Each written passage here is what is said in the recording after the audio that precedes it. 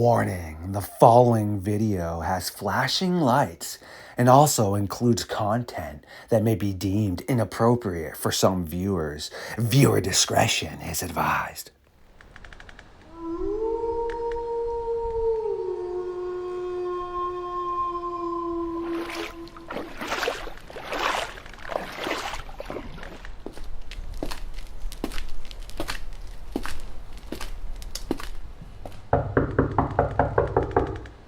Who dares awaken me on Halloween? Colleen, yes, a member of the North American Dogman Project science team. It is always great to nerd out with education, especially on this spooky evening.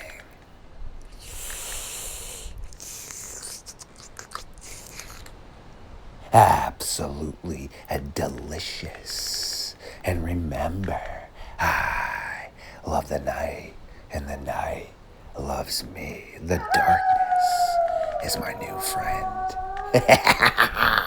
Without further ado, yes, it is time for the Midnight Society once again to take a walk into the darkness. Blow, cracks, shadows morph, fangs pierce, beasts reborn, fury rise, hell's ignite, burning rains, endless nights. I looked into the eyes of this dog man. There was nothing. This thing was an apex predator.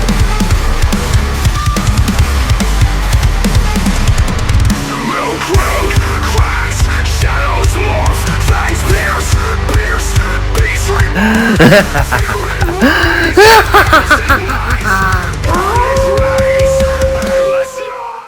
My creatures of the night, yes, welcome back once again to another episode of Midnight Lycanthropy here on StarFox Radio.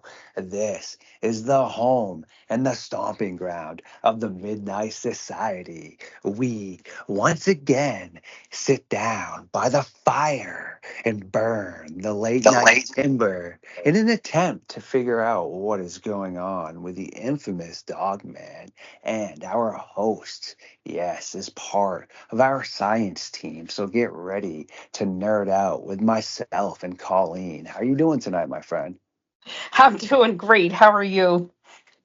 Just been plugging away, staying super busy, which is excellent. And wow, actually, I didn't get a chance to tell you this before we started recording. So you know how I thought my chipmunk got smeared, correct? Yeah. Well, all right. So I'm out just playing with some of the neighborhood squirrels today. I had a huge bag of peanuts I got. So, not only am I feeding mine, I'm just playing with the other ones. And I went out back and I was going to take down his house because, well, he's not there anymore, right? So I'm Right. all Yeah. kind of like, what the heck? So I go to remove his little tree house that I made for him, and he pops out. Well, I didn't really know it was him at first, but like, what the heck you doing, dude? What? So I opened the little roof on it, and sure enough, this little guy's acting just like the little one that comes up and was chilling with me all the time. And I'm like rubbing his head, and he's coming back all day and getting peanuts just like with the other squirrels. So I don't know if it was maybe his sibling, because there was another chipmunk kind of that I would see running around sometimes, but Yeah. or it was his mate. But either way, I thought he was the one that got Aw. smoked. So I never really went back out to the house after the first time when he wasn't in there. But then I was so pumped to see him today. So that's pretty much what I've been up to. That's pretty cool. I mean, I'm sad for the smoked one, but I'm glad it wasn't, Yeah. Yes. So that was super Uh, exciting. But yeah. besides that, you know how it is. Just been editing and working on some intros for a couple friends of mine, Dennis Carroll, who's a host, Hunting in the Shadows, and Barb Yeah. Hartman. Yeah, opened the door. Just made an intro for her too, and then redid my intro. So when I do get a chance to upload my next video, that will be on there, and hopefully get one done for you and Nightmare Road here soon too. So what have you been up to Oh, though? that's cool. Man, I tell you what, we have been so busy. We just cranking out content for YouTube, for Patreon. It's been hectic. Yeah. But it's always good, and I'm always really happy to talk with you. So this is great. Appreciate you. I'm always excited to get you on as well, and I try to keep in touch as much as possible, even with stuff outside of the Dogman. So no, and we will definitely get your stuff churning to my audience. Colleen is on here bi-weekly usually. Sometimes things pop up, and it could be Yeah. monthly. But hey, please go over and check out her stuff. It's great. I'm Thank gonna have you. links like always, and she is part of the Midnight Society. So if you do go to my suggested watch list, which says the Midnight Society, my whole squad's under there. Those are all great researchers, all people that I value and respect. So every time people try to ask, who else they should be watching, I can't name everybody because I always forget. But if you go to my suggested Midnight Society list, those are all the people I stamp the approval on right there. So Cool. Thank you for the shout out. Appreciate it. Um, yeah, and I on top of doing everything else, right? I have a rescue farm, so I think we just rescued like I don't know how many chickens that were almost naked. It was like, so it's just been crazy. It's a crazy life around here. that's But good though. That's super kind of you, and I, respect everybody. But I have an extra zone of respect for individuals that help people that need assistance, but also take it and really respect and go out of their way to be kind for animals too. And sure, I guess an insect, for example, isn't an animal, but I'm so like that. Okay, the other day I go to open my curtain and there was a pretty cool little greenish white spider, and he or she made it a pretty large pain in my butt cheeks to capture it because every time I tried to, it was getting away. Finally uh-huh. got it. Yeah, let it outside. And my roommate's grandfather was like, dude, why don't you just smoke that thing? But I don't do that. And then, like a moth the other day, there's a little moth that got wet. Apparently, he was upside down. And yes, I really did this. I put him on my hand and turned my blow dryer on the lightest speed and held him away on the cool until he dried off, and I let him out the window. I just do those things. So whether it's an animal or just something as small as that, I try to be kind and respect things like that. So I just have an ultra layer of respect for individuals that do that as well. So Thanks. But it's my life. I love it. So we great were going to stuff. talk about some crazy thing. You sent me some links that I checked out, and yeah, really crazy stuff. Right? Is that not pretty gnarly? So how that got really slapped to me first off is I had heard some individuals making references to this on a pretty cool thread the other night I was listening to while I was editing, and obviously had the lights off, and I was like, wait a second. So immediately, of course, who do I text? Dennis Carroll, because he's down in the North Carolina area. And I'm like, Uh-huh. yo, dude, have you heard about this? Because he's part of our science team and specializes in the occult and paranormal and stuff. And he's like, oh, yes, I have. And I was like, well, what the heck? And he claims that he's also found a very large supposed canine human like track there before. So that pretty much got me like thinking, well, what the heck? Because everyone reports, I shouldn't say everyone, because I guess it doesn't occur to everybody, but to some people that at night, if you're driving by this graveyard, apparently this jet black demon werewolf, I'm not really sure. We're definitely not going to use the term dogman because it seems to be more spiritual based or manifesting. I'm not sure. It's got red eyes, yellow eyes, Mhm. and that's really interesting because some of the stuff the occult members that sorry, I shouldn't say the occult specialists in our groups have come to the terminology of and understanding is that werewolves seem to be something that's manifested from darkness and dark occult arts and some of those books I had mentioned to you. So in a lot of these lands, though, where there's graveyards and things, you have a ton of negative energy. You also have a ton of indigenous curses, as well as Mhm. even modern day settlers that were pushed out of their land, cursing certain areas. So it's really interesting because with all these curses, negative energy, and such, well, it really seems like a place where something could manifest. So you have that case, right? And then Right. slap in the face, Ryan Tremblay is like, yo, you got to check out this other one. So I was like, wait, what? The Christmas trees? And then I was like, all right, well, I'm Mm. talking to Colleen later, so I'm going to send this to her and see what she thinks about all this craziness. And well, here we are, my friend. Yeah. Well, and it's funny. So we're talking. Did you want to mention the two, or I'm not sure what you if Yes. you wanted to actually mention them. Okay. Um, they were pretty fascinating things. So we're talking specifically about the demon dog of Valley Crucius, I believe it's called. That's the one in Carolina, and that one is, I think that means what, Valley of the Cross, and that's where Yes. streams come together as a cross. And that one has been seen, and it's a black dog with the glowing eyes, like you talked about. And honestly, it's really interesting because if you go back through a lot of the so-called demon dogs in England, they're black dogs with glowing eyes. There's a lot of stories in England with the same type creature. Um, Hellhounds too, right? yeah, right. So they call it, yeah. You have the Hounds of the Baskervilles. You have all of this kind of stuff out there. So I don't know, and they do tend to be more on a negative realm, not protective, but negative. But when I was listening to some of the stories recounted on this particular one, I couldn't. What was fascinating to me is it reminded me of something that we have on our local reservation out here. And it keeps time, like no matter how fast the vehicle's traveling, it keeps time or can get in front of the vehicle. And a lot of people who travel on the reservation here where I live, they have seen this thing, this black demon dog here. So I'm not quite sure what to make of it. Like, is it truly like a demonic thing? Is it truly negative? Is it more protective? I have a friend of mine who's a medium who believes it seems to be more like an escort than anything else. Doesn't cause wrecks, doesn't actually physically hurt anybody, but it's just always there. So is it protecting something on the land? Is it protecting the people to make sure they're getting where they're going? Is it protecting something in that North Carolina right there? That I think there was a little church there. Is it protecting that church to make sure you go on your way and you don't mess with the graveyard? I don't know. Kind of fascinating.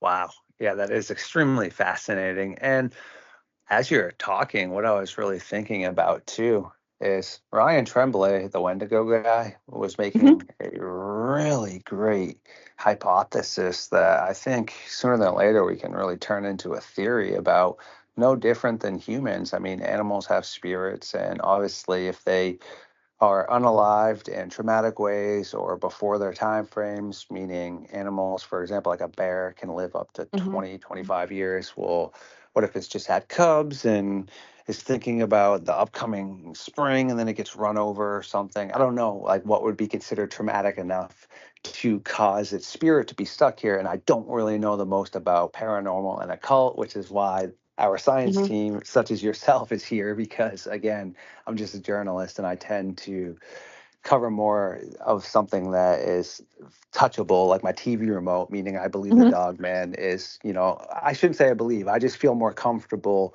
answering people's questions if it's like something like we've spoken about, potentially cave Hmm. hyenas or cynocephali, etc. But Right. like Ryan Tremblay was saying, and also Heather and Aaron Deese from Small Town Monsters as well, is what if it's a manifestation of, say, a spirit, okay? Hmm. Because you have up in the Honey Valley where the Shakuare, I'm pretty sure I butchered the heck out of that, is like what looks to be like a cave hyena. And it literally would come and eat these tribal members' dogs all the time. And they got sick and tired of that and went to go hunt for it. But so they found tracks and they would shoot at this thing with arrows and muskets but would cause no damage.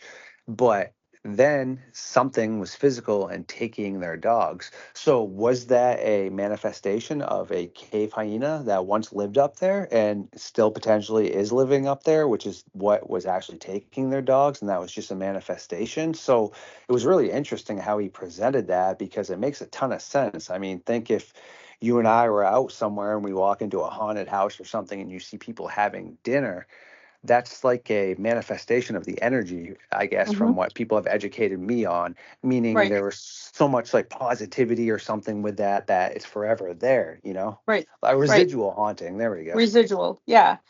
Well, and it could be the other thing that it could be, and I don't know. I mean, I've heard of people. Okay, so in all of my work in the paranormal, people don't necessarily manifest when they die.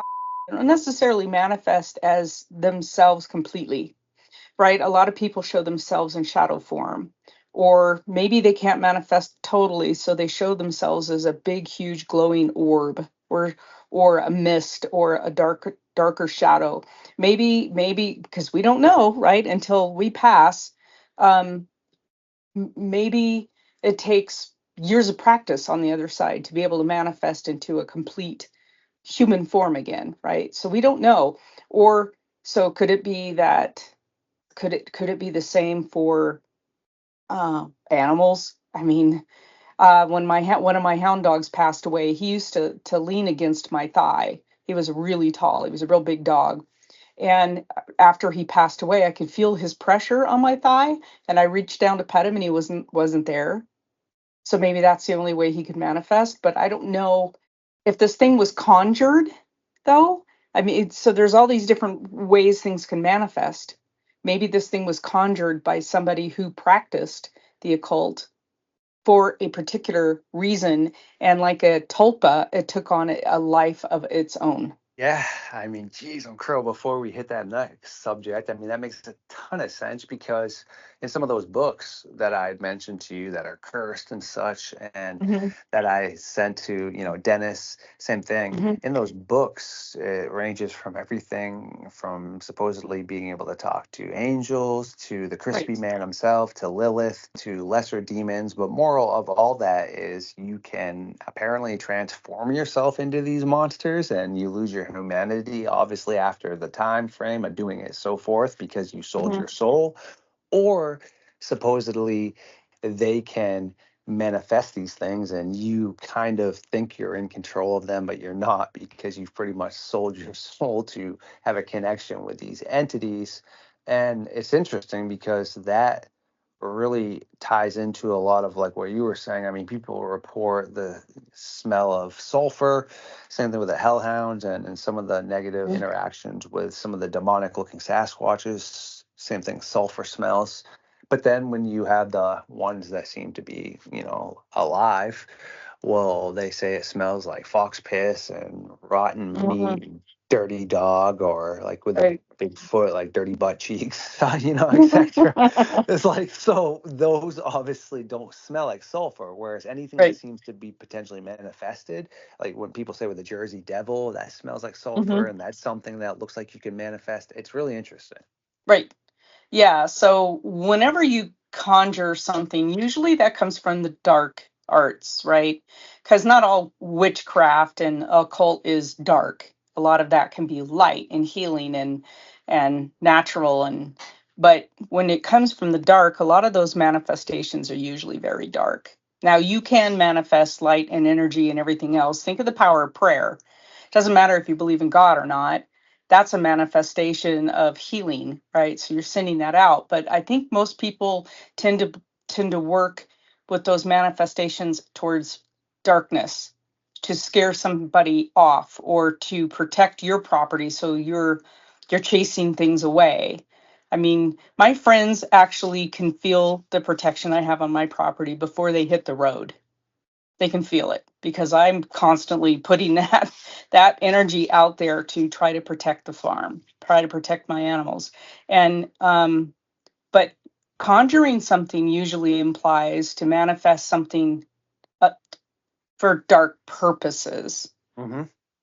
Not always, but I think historically that's how it was used. And I think when Wicca came about, where people started using that kind of energy for light and for healing, then it Big changed a difference, little. like you said. Yes, Yeah, exactly. yeah, Like the power of the forest and such, where right. people that are insane, like in the medieval times, to be like, oh, they're a witch, hang them. But no, Right. they're actually just intellectual and understand that, hey, wait a second, positive Right. energy, healing things, etc. But yeah, of course, like you said, with the dark arts, usually that's pretty much in the Nordic legend, the Navajo legends. I mean, Rougarou, doesn't matter. They're all based on the same stuff of doing frigged up things to become what it is that, or to try to interact like that. And on a funny note, what actually does a great job of really, for the most part, staying pretty loyal to lores and such was, yeah, I'm a nerd, but I used to watch Supernatural with this girl I used to date, and I've watched all the seasons, but that show actually did a really good job talking about a lot of the things that we talk about, but Yep. just staying true to it, like, the crossroad summonings. And like you said, never once is a summoning of something a good thing. There's really nothing that comes positive out of that. It was always on the other side of like what you were saying. Basically, Yep. the positive energy and such is where the good things come from. So, no, I figured you'd find that interesting, and that kind of ties into that whole next, I don't even know what to call it, theory or encounters that I had also sent you, because I wanted to get your opinion on that as well. Mm-hmm. Hound of Goshen, right? This was in South Carolina. Boom. Yep. So the Hound of Goshen, right? So this was the flip side, right? This is a white dog, Mm-hmm. and this was tied to actually the hanging of, or either the hanging or the execution of what, a traveler who was a scapegoat basically for that he was just traveling through with his dog, and allegedly he was, and his dog mourned him until the dog was thinking by the townspeople too, and then the dog started becoming visible to everybody in this area where his master was. And I don't think he's necessarily a friendly dog. It sounded like, um, but it sounded more like he was more protective of maybe where his master was last seen. It's hard to tell with this one, but Wow. yeah. So this dog hangs out where the, yeah, I think his master was hanged, if I'm not mistaken, but this dog hangs out in this particular area, and he's been seen for decades. And this is, I mean, it's not a good thing, and I think he can be somewhat defensive for his master now. And maybe, and it could be that his master spirit, because of the trauma involved with his death, is locked there. Like he can't, when I talk to spirits in what I do, they tell me most of the time they're free to come and go. They're not really stuck somewhere, except for a lot of children seem to be stuck. But adults are usually not stuck. They can move around. They can go wherever they'd like. But a lot of people who are maybe accidental, like all of they weren't ill, they didn't expect it, or traumatic. A lot of times those people seem stuck. Maybe his master can't leave. So he hangs out there to protect his master, who's just locked in this spot. So I don't know. It's a theory. Who knows? That's great stuff. And honestly, though, that ties into what I had been speaking with Heather and Aaron about, and also with Ryan. And that's why I wanted you to take a look at that, because it seems to me, again, like a spiritual aspect where this animal, its energy, is still there. Not only did it lose most likely its best friend, its then itself was treated horribly and unalived. So you have the spirit still sticking around. And again, I don't know the most about paranormal, like stated, but when I have listened to certain people talk about it, it does seem like, yeah, something that is traumatic keeps you more or less kind of like in limbo. Like you, I don't know. Mm-hmm. I used to always use this as an example. Like, say if someone is going to tell their lover, like, let's get married, and they hop on their pedal bike and they're almost there, and boom, a drunk driver hits them or something, Right. and then that ring like falls off into the side of the ditch, and yeah, she never knew what he was going to do. He never had a chance to do that. That ring's still there. Yeah, it seems like a supernatural episode, but for real though, like that's Right. where those things kind of come into play. So that's why I wanted to tap base and see what you thought about that, because the spiritual aspect really seems to be coming into play in the three differences, paranormal, extraterrestrial, meaning it doesn't have to be from outer space, could be from inner earth, like the Mm-hmm. cynocephali lived in caves and such. Mm-hmm. Interesting. And then the physical. So, we have all these, which there are very big differences, which I try to distinguish with people, but Mm-hmm. it still comes into the same category, meaning someone could, in actuality, be seeing a skinwalker and thinking that they're seeing a dogman, or they could be seeing a werewolf and Mm-hmm. thinking that they're seeing a dogman, or they could be seeing a cynocephali and thinking that they're seeing a werewolf. But there are Right. huge differences, okay? But that's why it's still kind of under the same realm of research, but that's why we divide it into those three categories. Yeah, the North Carolina uh, sighting to me seemed almost on the realm of the skinwalker because uh, there were attacks on people, allegedly, uh, several attacks over the years.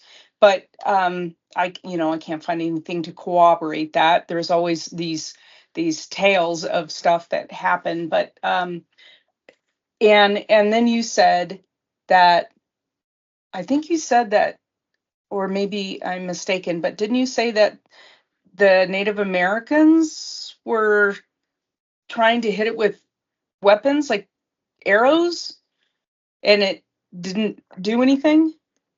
Yeah, so that's up in the Nahani Valley, which Oh, the okay. Shakuar, and again, I butchered it. Man, I wish Ryan was here because he says that one so good, and I could say a ton of other words properly now. But no, it's got the similar relation to the Okay. two cases we just spoke about, which is why I wanted to bring that up first, because again, you have the manifestation of what these people claim they were shooting weapons at, and the natives definitely knew what they were seeing, and it was Hmm. leaving footprints, which I used to kind of question, well, how can a paranormal entity leave footprints? But then I was told about some of the more primitive spots where you can put down flour, salt, I guess. And Yep. Yep. actually, Caleb, one of your friends and hosts, was telling me about some of the other ways that he's able to see things like that. So, okay. So technically, Hmm. the same thing they were shooting at could have left those footprints too.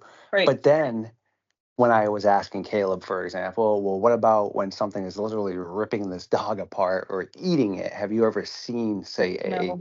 paranormal entity eating and actually consuming something that is living and physical? And he said no. And No. that ties into what I was saying, that obviously something physical was taking their dogs and consuming them. Why else were Hmm. they not finding them or finding them ripped apart? Right. Yeah, and it brings to mind the story that happened down at Skinwalker, right? When the Shermans or the Shermans owned the Skinwalker Ranch, and that large wolf-like creature that was trying to take a cow through a fence, and they were shooting at it almost point blank range. Didn't stun it. Didn't do anything to it. They shot at it. They shot it several times, not shot at it. They shot it several times, and it didn't do anything. So, whatever these things have, they obviously they have either an incredible pain tolerance threshold, or they don't feel it because they're not flesh and bone, for lack of a better term. They're paranormal, right? There's something different. They're a different form of energy, but they're manifesting in a way that we see them as flesh and bone. Does that make sense? Makes 100% sense. And that's why, again, I think it falls into some different categories. Because, I mean, before we let you get back to what you're doing, I mean, you got Herodotus, Ctesias, and Alexander the Great talking about the cynocephala that were building Hmm. weapons. Okay. They're building Right. swords, shields, and they had a way of communicating. Not they couldn't speak English, but they could bark, yip, and use like sign language with their hands, more or less. And Right. apparently, they didn't just consume people, but they would take the deceased bodies off the battlefield and eat them, etc. Well, okay, Alexander the Great said he much rather fight with these things than against them, but they were able to be unalived. That cold steel could decease this thing. And you have cases of people shooting it right in the chest, blowing off a large piece of its chest. You also have an instance where an older farmer, I don't know if he had a spear or like a heavier stick, but he was able to unalive it because this thing's weight basically impaled itself on the chest and deceased itself. So you have those instances, people hitting it with cars where it's leaving blood. I mean, Deputy Chamberlain in Luther, Michigan coming, and there's bloody slobber and claw marks everywhere, and you can see where it was trying to chew in through the door. That seems like physical activity to me as well, not something that's paranormal based. And so, yeah, Mm. you have those versions, but then you have the other side, like we were talking about just a second ago, where you can tell it's definitely paranormal based as well, where it's not taking damage and things. So that's why it's Mhm. so bizarre. It is. And to have these stories all over the globe, it's not just here. These things, these creatures have been seen, these demon dogs, or whatever you want to call them, they have been seen everywhere. There's Central America, South America, Europe. I mean, everybody has stories of these dog creatures. So it's pretty fascinating. But none of them are good. They're not. No, No, they're not like Lassie going to find somebody in a well. They're not good dogs. Maybe they were good dogs at one time, but they're no longer good dogs. So they're not good stories. And but no, although no. I have no, but the one, like, again, the one I hear that we've seen on the reservation, and a lot of people out here will not travel through the reservation at night. They are so afraid of this thing that they won't come out at the night to travel through this reservation. So I've never had a run-in an encounter with it, although friends who've um, come and told me that they have. So I don't know. It has never attacked anybody to my knowledge, but it doesn't give people the warm and fuzzy either.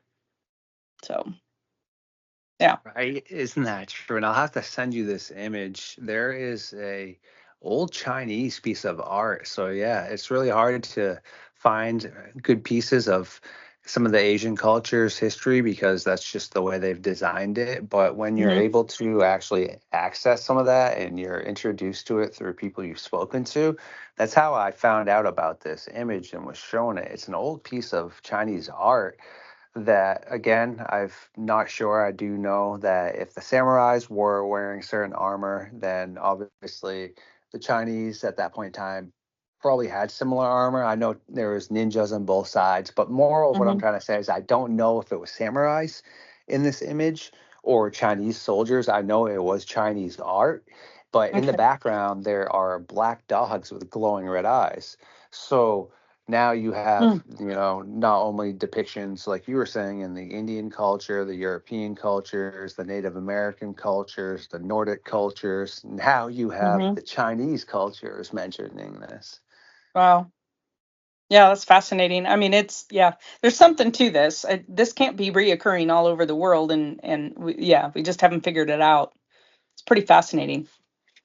100%. And China is a really old civilization that Oh goes back yes. quite a long time. And think that they, like I said, it's by design to not necessarily share their history, globally. Right. So think of how much more potentially they might know about that than actually is able to be, say, for you and I to find out. So yeah, I mean, I got to speak to some people and saw that piece of art, but it's not like I'm able to sit down and look through every ancient Chinese manuscript and see if I Right. find stuff that looks like Cynocephaly or Dogman. I wish that would Right. be Right. beautiful, but something tells me, obviously, in some of those older manuscripts, they must have more images like that and more depictions. Yeah, I imagine so. It's just straight up really bizarre stuff. But no, thanks again for hanging out with us tonight and coming in with the science aspect because that's a big problem. And I definitely own it because people apparently think that I'm the bad guy and we are the North American Dogman Project, the bad guys and girls, because we don't put out crap and we verify stuff. And I Hmm. don't know, people apparently get mad about that, but it's fine by me. If someone wants to get mad at me because I post facts and I work with a science team, that's totally cool. But either way, I appreciate it, and I appreciate being able to run information by you and learn and link up with you, and definitely call you my friend. So it's great stuff. Yeah, thanks so much. And yeah, I'm always happy to hear from you and to be on the show. And I'm glad that we're friends. It's awesome. Thank you for everyone who stopped by tonight for this Halloween episode of Midnight Lycanthropy here on Star Fox Radio. If you do enjoy my content, please like, subscribe, comment, share it, and feed the algorithm. And remember, there are things out there that go bump in the night that are much worse than anything we could ever talk about.